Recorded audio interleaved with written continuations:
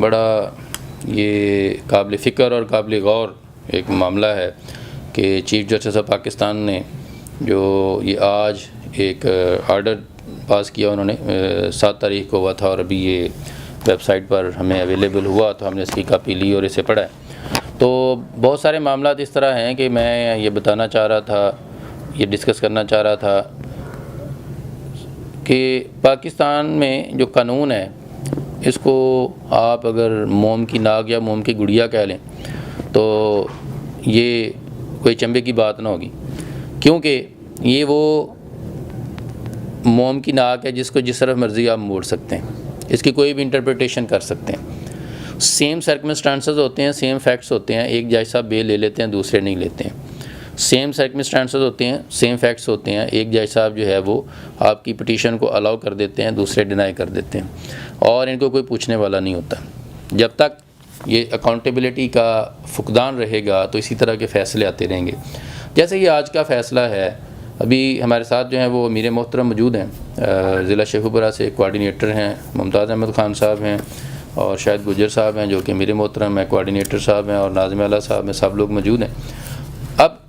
میں to the point بات کروں کہ آج انہوں نے یہ جو فیصلہ دیا ہے اس کے اندر انہوں نے کچھ سیکشن جو ہیں وہ جو چارج فریم ہوا تھا یہ مبارک احمد ثانی کے اوپر، انہوں نے حذف کرنے کا کہا کہ ان کو ایف آئی آر سے حذف کر دیا جائے۔ کوئی نہیں، یہ روز کا کام ہے، عدالتیں پہلے بھی کرتی ہیں، لیکن یہاں پہ مسئلہ اور ہے۔ یہاں پہ مسئلہ یہ ہے کہ انہوں نے کہا ہے کہ یہ چارج حذف کر دیے جائیں، اور یہ وہ سارے چارج ہیں اگر ان کی بات کریں تو یہ ریلیجیس سینٹیمنٹ کے ساتھ اٹیچ ہیں اوورآل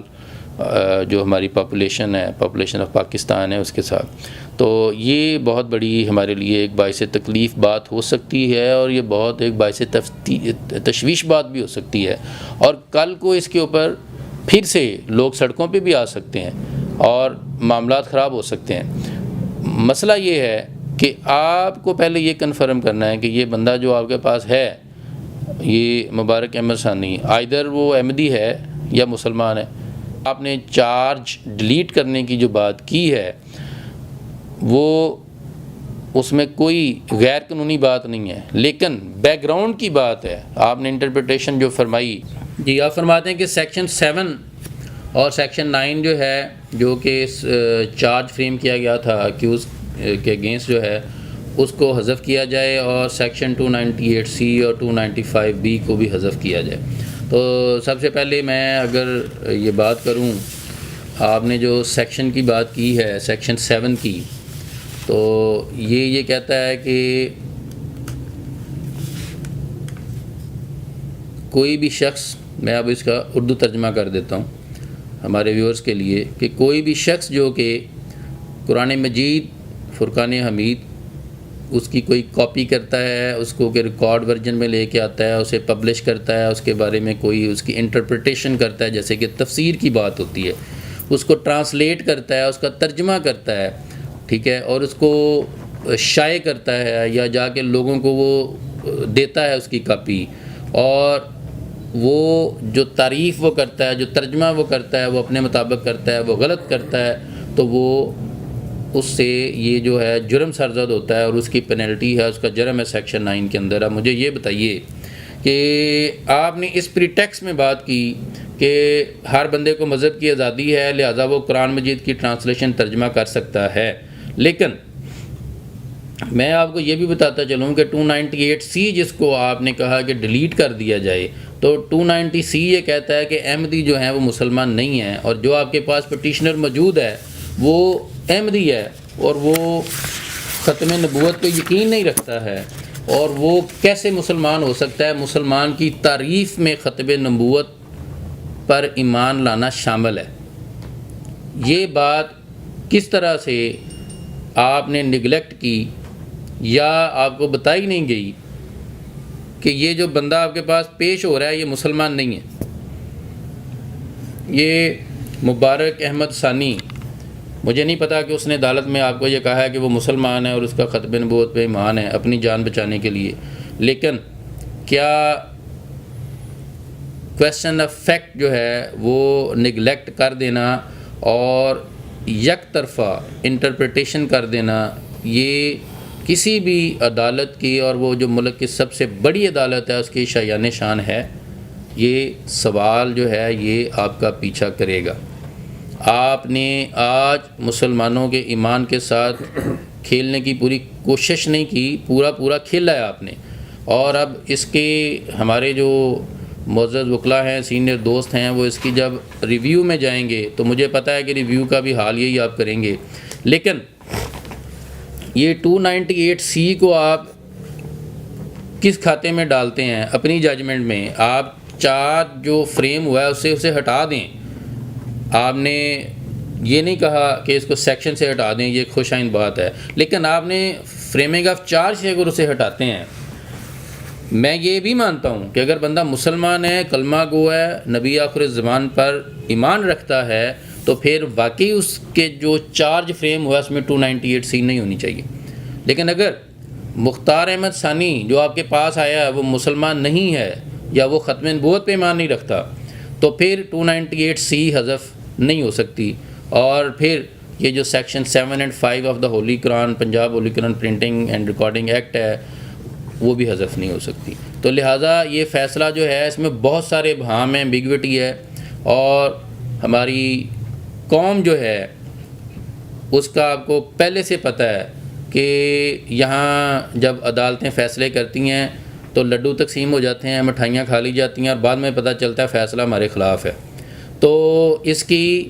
آپ کی جو پرانی روایت ہے وہ بھی برقرار رہنی چاہیے تھی کہ آپ اس کا اردو ترجمہ فرماتے اور اس کو تمام لوگوں تک اس کی جو ہے آپ کی جو مت ہے بات کی وہ پہنچ جاتی. اور ابھی میں میرے محترم سے گزارش کروں گا کہ اسی ساری بات کی روشنی میں میرا بلکہ ان سے سوال بھی بنتا ہے کہ بندہ اگر عدالت میں جا کے معزز جج صاحب کو یہ کہہ دے کہ میں مسلمان ہوں اور میرا نبی آخر الزمان پر ایمان بھی ہے، تو پھر یہ دفعات اس پہ لاگو تو نہیں ہوتی. لیکن اگر یہ اسٹیبلش فیکٹ ہو کہ بندہ مسلمان نہیں ہے، وہ احمدی ہے، قادیانی ہے، پھر یہ جو سیکشن ہیں، یہ جو قانونی دفعات ہیں، یہ حذف کرنا سراسر غلط ہے، اور یہ مسلمانوں کو اور مسلمانوں کے ایمان کے ساتھ کھیلنے کی ایک بدترین سازش ہے. جناب امیر محترم. بسم اللہ الرحمن الرحیم. جیسا کہ میاں آصف محمود صاحب نے فیصلے کے متعلق بڑا اچھا بریف کر دیا ہے، مزید مرکز میں اجلاس بیٹھا ہوا ہے، کافی جو ہمارے قانون دان ہیں وہ موجود ہیں ادھر، اور انشاءاللہ اس چیز کو ڈیپلی ریڈ کر کے تو جو کچھ چیزیں ہم سے رہ جائیں گی بیان کرنے میں وہ بھی انشاءاللہ سامنے آ جائیں گی. بات یہ ہے کہ معزز چیف جسٹس صاحب، سب سے پہلے تو بات یہ ہے کہ آپ سب سے پہلے مسلمان ہیں، کیونکہ آپ مسلمان ہیں تو اتنے اہم عہدے پر بیٹھے ہوئے ہیں. اس کے بعد رہی بات اس فیصلے کی، تو بات یہ ہے کہ آپ تقریباً 26 کروڑ لوگ جو ہیں، جس میں اکثریت جو ہے نا وہ مسلمانوں کی ہے،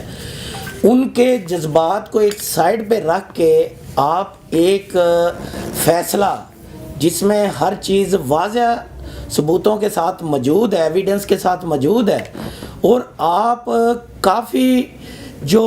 عرصے سے قادیانیوں کو خاص کر نوازنے کی کوشش کر رہے ہیں، یہ ایک سوالیہ نشان ہے آپ کی ذات کے اوپر. ٹھیک ہے، کیونکہ قادیانی جو ہیں وہ ملکی لحاظ سے بھی اور اسلامی لحاظ سے بھی جو ہے نا وہ نہ ادھر رہنے کے حقدار ہیں نہ زندہ رہنے کے حقدار ہیں. وہ کیسے؟ بات یہ ہے کہ جو ہمارا 1973 کا آئین ہے تو اس کے مطابق یہ کافر ہے، اور سب سے پہلے بات یہ ہے کہ یہ اپنے آپ کو کافر ڈکلیئر کریں، اور اس کے بعد جو ہے نا وہ ان کے معاملات آگے دیکھیں گے کہ اسلام کے مطابق کیسے ہیں. ٹھیک ہے، ہم قانونی لحاظ سے بات چیت کر لیتے ہیں. بات یہ ہے کہ تو سب سے پہلی بات ہے قادیانی جتنے بھی ہیں وہ ہمارے 73 کے آئین کو جڑ سے ہی نہیں مانتے. سب سے پہلے تو اس بات پہ آپ آئیں نا کہ اس بات کو آپ کدھر رکھتے ہیں. قادیانیوں کے خلاف جو ہے نا سب سے پہلے یہ کارروائی شروع کریں.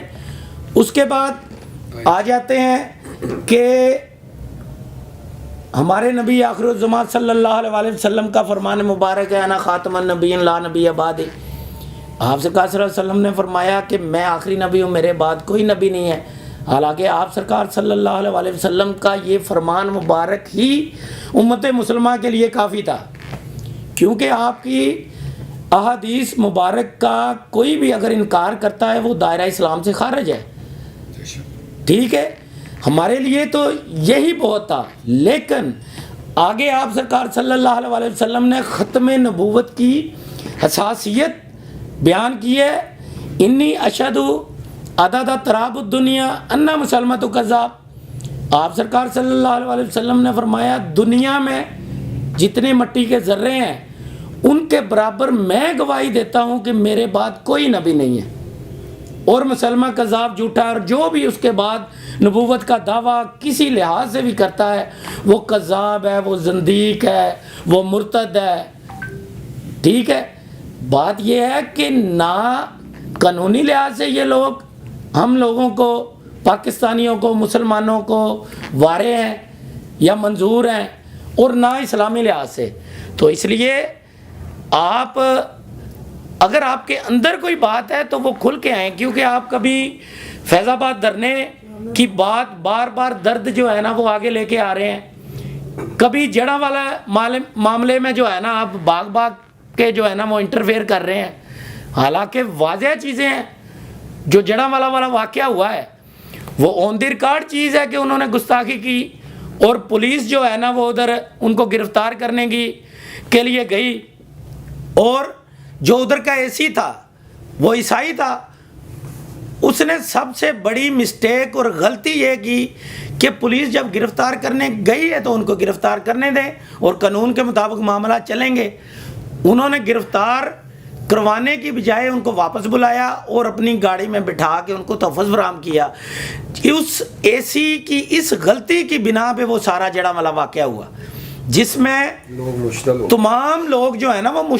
مشتعل ہو کے ان کے مذہبی جذبات مجروح ہوئے ہیں. تو انہوں نے اتنا تو کرنا ہی ہے. ادھر دیواروں کو آگ لگی اور آپ کو درد ہو گیا, اور ادھر قرآن کی مذہب کی توہین ہو رہی ہے, اور آپ کو جو ہے نا وہ کان پہ جون ہی نہیں رہی, اور آپ بار بار جو ہے نا جو آپ کے اندر درد ہے نا وہ بیان کریں کہ کیا درد ہے. اسلام مخالف جو درد اور قادیانیوں کی حمایت میں آپ کو جو بار بار درد اٹھ رہا ہے وہ آپ ہمیں بتائیں تاکہ اس کا کو حل کریں. باقی انشاءاللہ تعالی جو بھی مرکز کی طرف سے لایا عمل آتا ہے انشاءاللہ ہم منو ان اس پہ عمل کریں گے, اور تمام جو ہمارے ذمہ داران ہیں, کارکنان ہیں, محبین ہیں, مخلصین ہیں, وہ قائدین کے فیصلے کو دیکھیں. جو بھی فیصلہ آتا ہے اس حساب سے آپ سب لوگ تیار رہیں, اور انشاءاللہ ہم ختم نبوت, ناموس رسالت اور قرآن کے تحفظ کے لیے ہر حد تک جائیں گے. ہر حد تک کا مطلب آپ سمجھتے ہیں, یہ شعر میں آپ کو پتہ چل جائے گا کہ سن لے اے ستمگر ہم کو معلوم ہے